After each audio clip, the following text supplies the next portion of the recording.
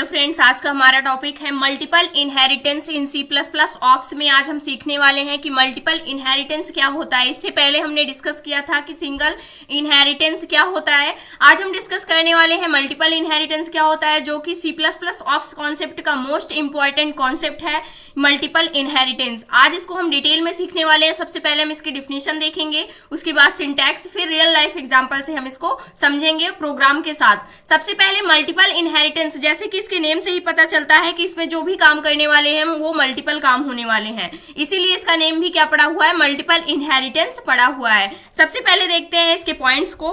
When two और more than two classes are inherited by a single class simultaneously called multiple inheritance, यानी कि जब हम क्या करते हैं, दो या दो से अधिक क्लासेस को एक साथ हम क्या करते हैं, एक सिंगल क्लास के अंदर हम क्या करते हैं, एक्सेस करते हैं, यानी इनहेरिट करते हैं। सिंगल क्लास के जरिए इनहेरिट की जाती है मल्टीपल क्लासेस, वही हमारा क्या कहलाता है, मल्टीपल इनहेरिटेंस कहलाता है, जो कि मोस्ट इंपॉर्टेंट है। अगर आप इंटरव्यू की तैयारी कर रहे हैं तो वहां के लिए भी इससे डिफिनीशन, इससे रिलेटेड डिफिनीशन कॉन्सेप्ट आपसे पूछे जा सकते हैं।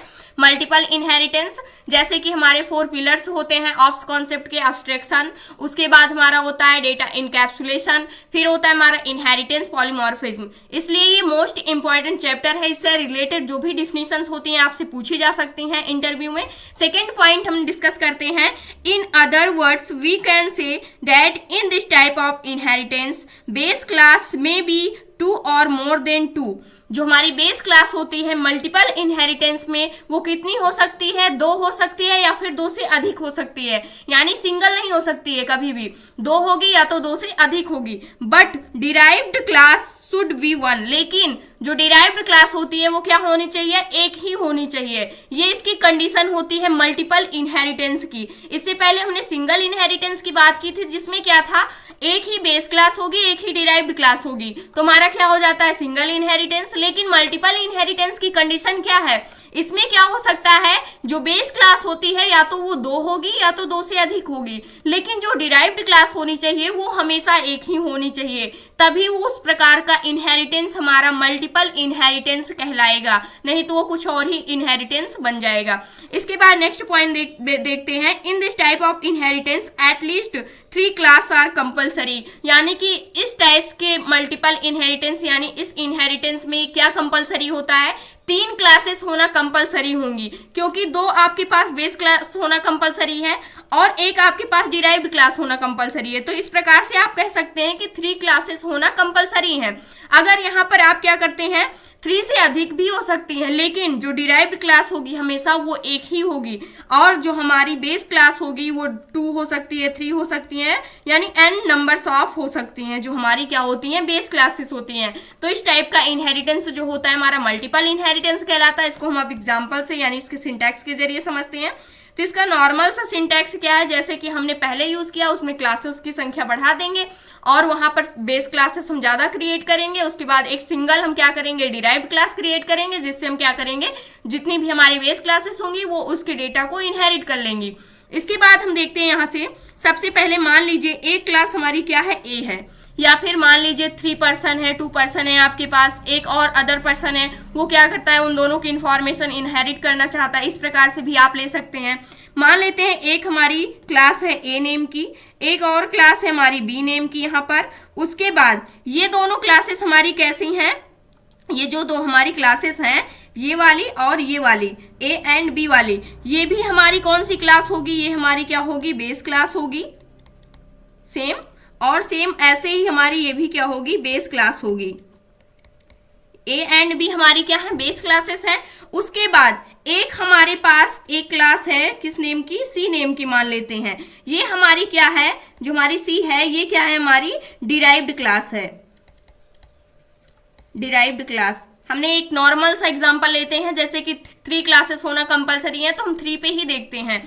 यहाँ पर ए बी डी और भी क्लासेस आप ऐड कर सकते हैं, जो बेस क्लासेस हैं ये n नंबर्स तक ऐड की जा सकती हैं, लेकिन डिराइव्ड क्लास हमेशा एक सिंगल ही होगी, यानी एक ही होगी।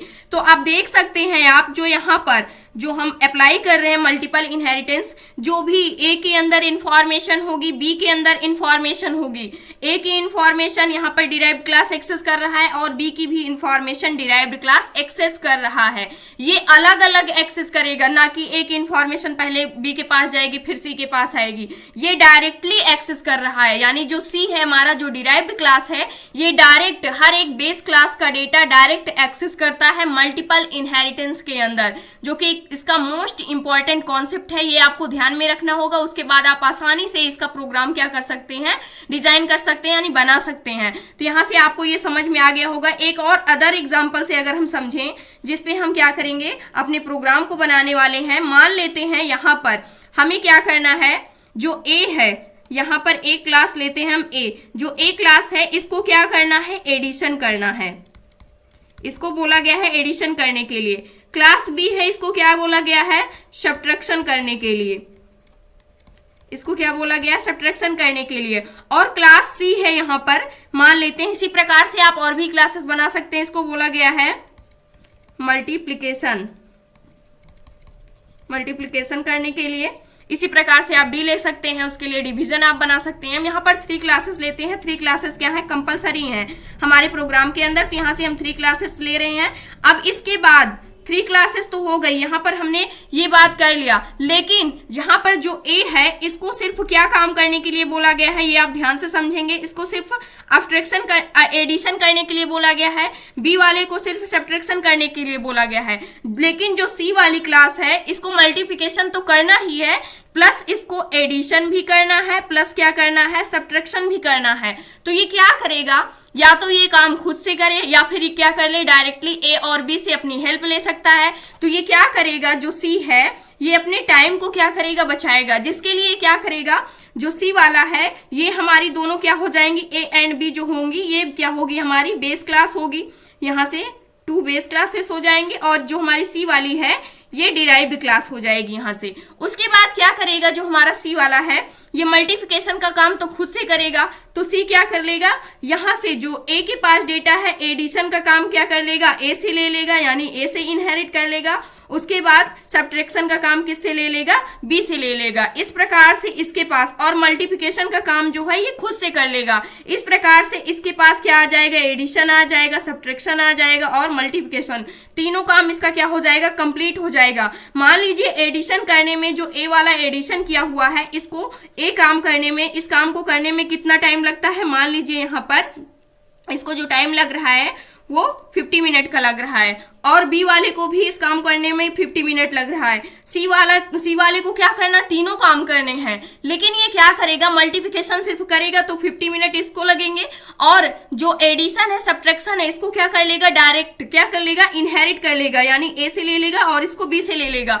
तो इसको भी जो टाइम लगेगा वो भी 50 मिनट या 50 सेकेंड ही लगेगा। इस प्रकार से जहां पर इसको कितने मिनट्स लगने थे, 150 मिनट लगने थे, वहां पर इसका जो 100 मिनट था वो क्या हो गया, सेव हो गया, यानी सेव हो गया, बच गया।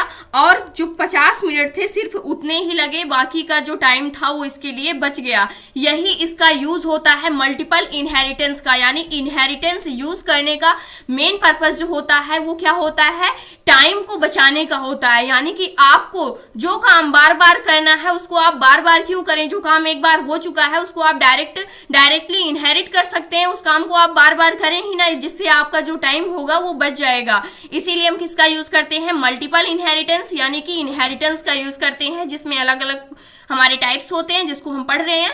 अब ये इसको हम क्या करते हैं, डायरेक्टली अब इसका हम प्रोग्राम करते हैं, और वहां से आप देख सकते हैं सबसे पहले हमें करना क्या होगा। जब हमारी क्लास है ए बी सी, 3 क्लासेस हमने ली है, या फिर आप डायरेक्टली क्या ले सकते हैं, एक एडिशन नेम की क्लास बना सकते हैं, एक सब्ट्रैक्शन नेम की और एक मल्टीप्लिकेशन नेम की, यहाँ से बना सकते हैं। तो यहाँ पर सबसे पहले क्या करना होगा, सबसे पहले हमें एक बेस क्लास बनाना होगा, यानी कि एक बेस क्लास बनाएंगे आप। उसके बाद सेकेंड बेस क्लास बनाएंगे, क्योंकि 2 बेस क्लासेस होना कंपलसरी है। 2 से अधिक भी आप कर सकते हैं, यानी n नंबर्स तक आप क्या बना सकते हैं, यहाँ से बेस क्लासेस बना सकते हैं। उसके बाद जो लास्ट में होगी वो आपकी क्या होगी, डिराइव्ड क्लास होगी। डिराइव्ड क्लास होगी, इसके बाद डिराइव्ड क्लास क्या करेगी, जो हमारी क्लास बेस क्लास हैं दोनों, इन दोनों के डेटा को इनहेरिट कर रही होगी। यही होता है हमारा मल्टीपल इनहेरिटेंस। अब इसको हम कोड में डायरेक्टली कन्वर्ट कर देते हैं, जिसमें हमें क्या करना है, जो क्लासेस हैं इसको एडिशन करना है, सेकंड बेस क्लास को सब्ट्रैक्शन करना है, डिराइव्ड को तीनों काम करने हैं, एडिशन, सब्ट्रैक्शन और मल्टीप्लिकेशन, जिसमें से डिराइव्ड क्लास सिर्फ मल्टीप्लिकेशन का काम करेगा, एडिशन और सब्ट्रैक्शन का जो भी डेटा होगा यानी जो भी काम होगा वो डायरेक्टली इससे बेस क्लासेस से एक्सेस कर लेगा। अब इसको हम क्या करते हैं, कोड करते हैं। अब हम कोड लिखते हैं। यहाँ पर कोड हमें क्या लिखना है, सबसे पहले हम अपनी हेडर फाइल को डिक्लेयर करते हैं। मल्टीपल इनहेरिटेंस के लिए सबसे पहले हैश इंक्लूड, यहाँ से हमारी क्या हो गई, स्ट्रीम हेडर फाइल हो गई। फिर हमें क्या करना है, using name space, using name space std लेंगे। फिर हमें क्या करना है, सबसे पहले हमें फर्स्ट क्लास चाहिए, फर्स्ट बेस क्लास हमारी क्या होगी, इसके लिए हम कमेंट आउट कर देते हैं, यहाँ पर कमेंट डाल देते हैं। तो फर्स्ट हमारी जो बेस क्लास है उसको हमने यहाँ पर एडिशन नेम का बना लिया, तो यहाँ पर हम एडिशन डायरेक्ट इसका नेम ही ले लेते हैं, जिसमें हमें क्या करना है, एडिशन का काम करना है। सेकंड, यहाँ पर जब हमने क्लास बना लिया उसके बाद इसके हम फंक्शंस बनाएंगे, जिसके अंदर हम क्या करेंगे, यहाँ पर जो हमारा फंक्शन होगा जिसके अंदर हम इसका एडिशन करेंगे 2 नंबर्स का। सबसे पहले हमें जो फंक्शन बनाना है, मेंबर फंक्शन बनाना है, वो हमेशा क्या होता है, पब्लिक होता है, क्योंकि ये क्लास के ऑब्जेक्ट के थ्रू क्या किया जाता है, एक्सेस किया जाता है मेन फंक्शन से यानी क्लास के बाहर से। इस वजह से जितने भी हमारे मेंबर फंक्शन होते हैं वो हमेशा क्या रखे जाते हैं, पब्लिक रखे जाते हैं। उसके बाद हमें क्या करना है, यहाँ पर जो हम फंक्शन बना रहे हैं वॉइड रिटर्न टाइप हम देते हैं, ऐड नेम का हमने फंक्शन नेम बना लिया, यानी कि एडिशन करना है तो हमने एक नॉर्मल नेम ले लिया जो कि हमारा क्या है, ऐड है, जो कि हमारे एडिशन से मैच कर रहा है। इसके बाद यहाँ पर हम वेरिएबल बनाते हैं, वेरिएबल एक्स, जो यहाँ पर हम मान लेते हैं एक्स नेम का हमने वेरिएबल बनाया जिसमें हम अपने फाइनल रिजल्ट को स्टोर करेंगे। उसके बाद वाई इक्वल, यहाँ पर हमने ले लिया वाई इक्वल, हम क्या वैल्यू लेते हैं, यहाँ पर मान लीजिए हमने 20 ले लिया। उसके बाद जेड इक्वल हमने क्या ले लिया, यहाँ से 40 ले लिया। इन दोनों वैल्यू को हमें क्या करना है, ऐड करना है आपस में। आप चाहें तो रन टाइम में वैल्यू को इनपुट ले सकते हैं या फिर आप मैनुअली क्या कर सकते हैं, पहले से ही डिफाइन कर सकते हैं। तो यहाँ पर हमने क्या किया है, डिफाइन कर लिया। अगर आप रन टाइम में लेना चाहते हैं तो सी आउट की हेल्प से आप मैसेज डाल सकते हैं, CIN की हेल्प से आप उसको क्या कर सकते हैं, वैल्यू को इनपुट ले सकते हैं। उसके बाद आप क्या कर सकते हैं, वैल्यू को ऐड कर सकते हैं। यहाँ से हमने इतना किया। अब क्या करना है, हमें जोड़ना है इन दोनों वैल्यू को। तो इसके लिए हमें क्या होगा, जो फाइनल रिजल्ट आएगा वो एक्स नेम के वेरिएबल में स्टोर होगा। यहाँ पे हमें ऐड क्या करना है, वाई प्लस जेड को ऐड कर देना है, यानी कि हमें क्या ऐड करना है, 20, वाई की वैल्यू क्या है 20 प्लस हम क्या करेंगे 40 करेंगे, तो यहाँ पर क्या आ जाएगा 20 प्लस 40 करेंगे तो 60 आ जाएगा। इक्वल क्या आना चाहिए 60। एडिशन करने पे हमें क्या मिल रहा है, 60 मिल रहा है। सी आउट फंक्शन की हेल्प से हम क्या प्रिंट कर देंगे, यहाँ पर हम एक मैसेज डाल देते हैं, ऐड इक्वल। ऐड इक्वल क्या आ रहा है हमारा, वो मैसेज हम यहाँ पर क्या करेंगे, डाल देंगे। मैसेज डालते हैं, इसके बाद यहाँ से हम क्या प्रिंट कर देंगे, किसको प्रिंट करेंगे, जिसमें हमने क्या कर रखा है, स्टोर करके रखा है एक्स नेम के वेरिएबल में अपने फाइनल रिजल्ट को। और यहाँ से हम इंड एल कर देते हैं। आप चाहे तो \n भी यूज कर सकते हैं या फिर नेक्स्ट लाइन के लिए, या इंड एल कर सकते हैं। इंड एल कर दिया, यहाँ सिर्फ हमारी फर्स्ट बेस क्लास तैयार हो गई। लेकिन कंपलसरी क्या है, 2 बेस क्लास होना कंपलसरी है। 2 से अधिक हो सकती है लेकिन कंपलसरी कितनी है, 2। तो यहाँ पर सेकेंड बेस क्लास हम बनाते हैं, तो यहाँ पर हम डाल देते हैं second base class, comment out कर दिया हमने। उसके बाद सेकेंड बेस क्लास, यहाँ से हमने क्लास, इसमें हमें क्या करना, सब्ट्रैक्शन करना है। तो इसका हमने जो यहाँ पर क्लास नेम लिया, सब्ट्रैक्शन नेम का बना लिया।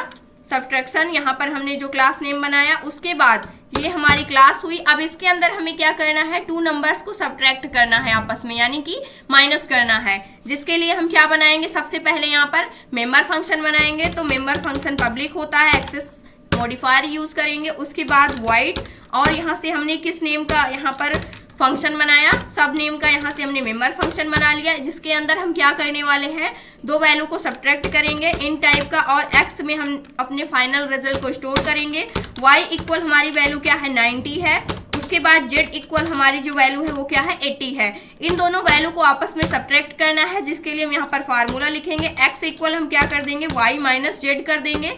ये दोनों वैल्यू सब्ट्रैक्ट होने के बाद हमें कितनी मिलनी चाहिए, जो हमारा रिजल्ट आएगा वो x नेम के वेरिएबल में स्टोर होगा। तो यहाँ से हम क्या कर देंगे 90 माइनस 80 कर देंगे। तो यहाँ से यहाँ पर हम क्या करेंगे 90 माइनस 80 करेंगे तो इक्वल हमें क्या मिलेगा 10 मिलेगा। ये हमें कहाँ पर स्टोर हो जाएगा, x नेम के वेरिएबल में 10 स्टोर हो जाएगा। फिर इसको हम क्या कर लेंगे प्रिंट कर लेंगे। यहाँ से प्रिंट क्या कर लेंगे, यहाँ पर हम मैसेज डालते हैं सब इक्वल, यानी सब्ट्रैक्शन की शॉर्ट फॉर्म लेते हैं और यहाँ से हम क्या प्रिंट कर देंगे x को प्रिंट कर देंगे। उसके बाद इंडेल से नेक्स्ट लाइन कर देते हैं।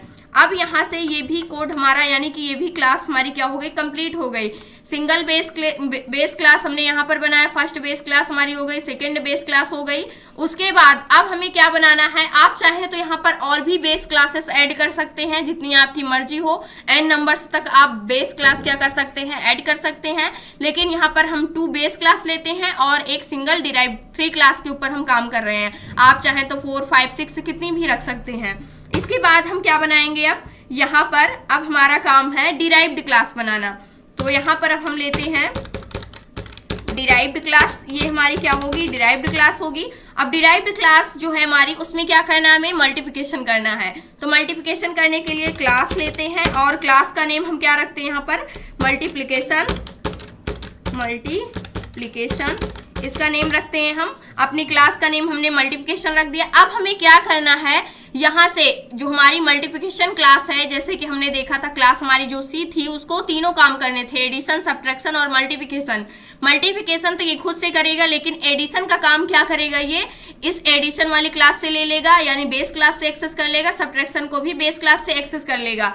अब यहाँ पर क्या करना है, हमें इसको एक्सेस करने के लिए यहाँ पर हम किसका यूज करते हैं, यहाँ पर आप स्कोप रेजुलेशन ऑपरेटर का यूज कर सकते हैं, सिंपल सा कॉलन का यूज कर सकते हैं। हम यहाँ पर कॉलन का यूज कर रहे हैं। उसके बाद फिर क्या होता है हमारा डिराइव्ड क्लास, अगर आपको किसी भी क्लास को एक्सेस करना है तो उसके लिए क्या फार्मूला होता है, सिंटैक्स क्या होता है, ये हमने बता रखा है आपको। सबसे पहले आपको डिराइव्ड क्लास लेनी है, फिर उसके बाद आपको एक्सेस स्पेसिफायर यूज करना है, फिर आपको क्या यूज करना है बेस क्लास लेना है। तो यहाँ पर डिराइव्ड क्लास हमारी क्या है, डिराइव्ड क्लास हमारी मल्टीप्लिकेशन नेम की है। इसके बाद हमें क्या करना है बेस क्लास, यानी कि हमें access specifier as a public लेना है।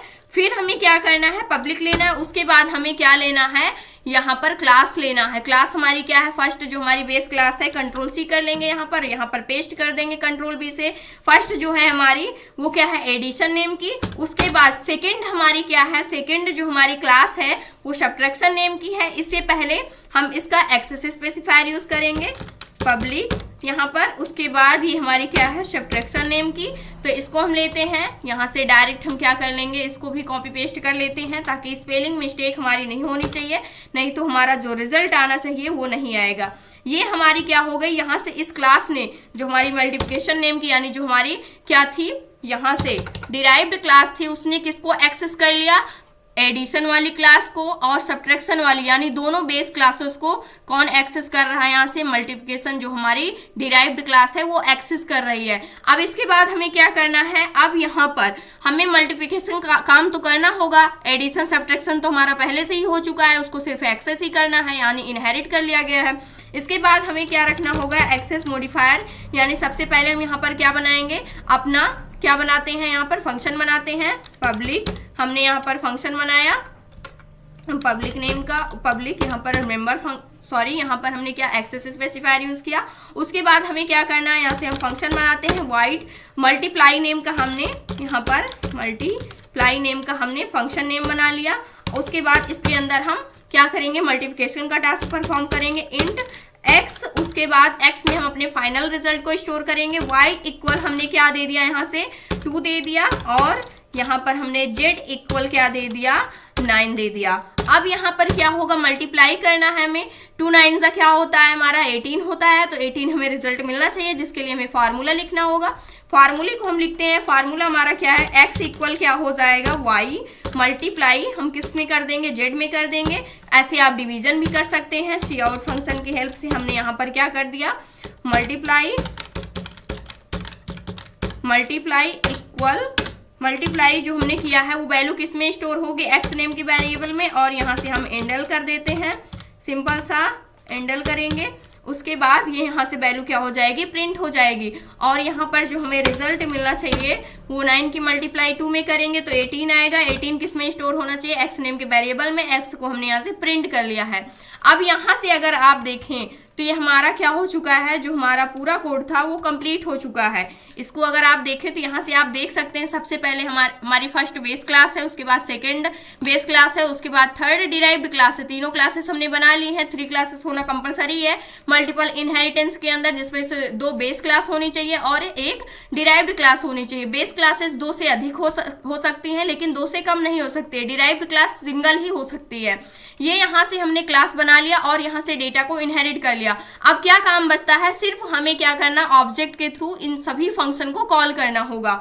और जब भी हमारी क्या इनहेरिटेंस का जब भी हम यूज करते हैं, जो हमारी डिराइव्ड क्लास होती है, अगर हमारी बेस क्लास है, डिराइव्ड क्लास है, तो हमेशा जो ऑब्जेक्ट बनाया जाता है हमेशा डिराइव्ड क्लास का बनाया जाता है, जिससे सारे फंक्शन को हम एक्सेस कर पाते हैं, क्योंकि ये सभी क्लासेस को इनहेरिट करके रखा हुआ होता है, जिसकी वजह से हम सभी को क्या कर सकते हैं, एक्सेस कर सकते हैं। इसीलिए जो हम ऑब्जेक्ट बनाएंगे क्लास का, वो क्या बनाएंगे, हम डिराइव्ड क्लास का ऑब्जेक्ट बनाएंगे। तो यहाँ पर हमारी जो क्लास है डिराइव्ड क्लास, वो क्या है, मल्टीप्लिकेशन नेम की डिराइव्ड क्लास है, तो इसी का हम ऑब्जेक्ट बनाएंगे। मेन फंक्शन के अंदर इंट मेन लेते हैं, ये हमारा क्या हो गया, फंक्शन हो गया। इस फंक्शन के अंदर कंट्रोल भी करते हैं मल्टीप्लिकेशन। उसके बाद ऑब्जेक्ट नेम हमने यहाँ से ओबीजे दे दिया, सिंपल सा। ये हमने ऑब्जेक्ट क्रिएट किया क्लास का, किस क्लास का, डिराइव्ड क्लास का, क्योंकि आप हमेशा डिराइव्ड क्लास का ही ऑब्जेक्ट बनाएंगे, जिसके अंदर आपका ऐड फंक्शन, सब फंक्शन और मल्टीप्लाई फंक्शन, तीनों फंक्शन आपके क्या हो जाएंगे, एक्सेस हो जाएंगे। इसके बाद हम ऑब्जेक्ट के थ्रू सबसे पहले किसको कॉल करते हैं, यहाँ से ऐड फंक्शन को। यहाँ से हमने ऐड फंक्शन को कॉल कर दिया। उसके बाद सेकेंड हम किसको कॉल करेंगे, यहाँ से सब फंक्शन को, यानी जो हमारा सब फंक्शन है इसको हम कॉल करेंगे। यहाँ से आप देखेंगे, सिलेक्ट करेंगे सब फंक्शन को। उसके बाद थर्ड हमें किसको कॉल करना है, थर्ड हमें मल्टीप्लाई वाले फंक्शन को कॉल करना होगा। तो यहाँ से हम डॉट प्रेस करते हैं और यहाँ से थर्ड हमने मल्टीप्लाई वाले फंक्शन को कॉल कर दिया। इसके बाद हम क्या करते हैं, रिटर्न 0 करते हैं और प्रोग्राम को अपने सेव करते हैं। मल्टीपल इनहेरिटेंस है, इसको हमने क्या कर दिया, यहाँ से सेव कर दिया। F11 से प्रोग्राम को रन करते हैं तो आप देख सकते हैं जो हमें रिजल्ट आना चाहिए वो हमारा आ चुका है। ऐड करके हमने वैल्यू आपको बताया था तो हमें कितना आना चाहिए, 60, एडिशन 60 आ चुका है। इसी प्रकार से सब्ट्रैक्ट करके वैल्यू बताया था तो हमें कितना मिलना चाहिए, 10 मिलना चाहिए। 90 माइनस 80 किया था तो 10 मिल चुका है। मल्टीप्लाई करके हमें कितना मिलना चाहिए था, 18 मिलना चाहिए था, जो कि 18 मिल चुका है। तो इस प्रकार से आप देख सकते हैं, इस प्रकार से आप इनहेरिटेंस का यूज कर सकते हैं।